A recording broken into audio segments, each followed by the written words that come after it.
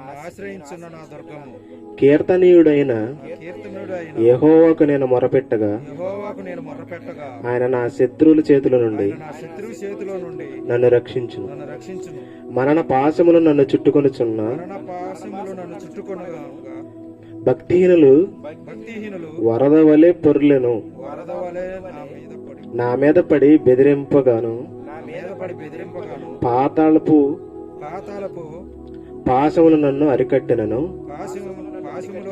మరణపు ఉరుములు నన్ను ఆవరింపగను.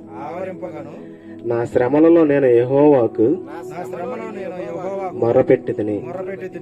నా దేవునికి ప్రార్థన చేసితిని. ఆయన తన ఆలయములో ఆలకించిన ప్రార్థన అంగీకరించను. నా మొర్ర ఆయన సన్నిధిని చేరి ఆయన చెవులు జొచ్చెను. అప్పుడు భూమి కంపించి అదిరెను.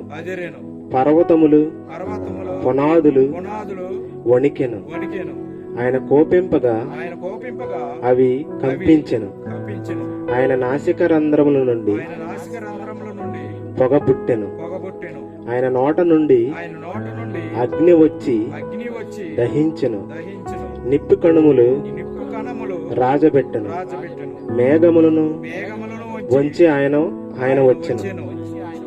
ఆయన పాదముల కింద గాఢాంధకారము కమ్మియుండును.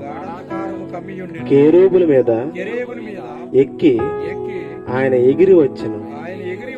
గాలి రెక్కల మీద ప్రత్యక్షమాయను.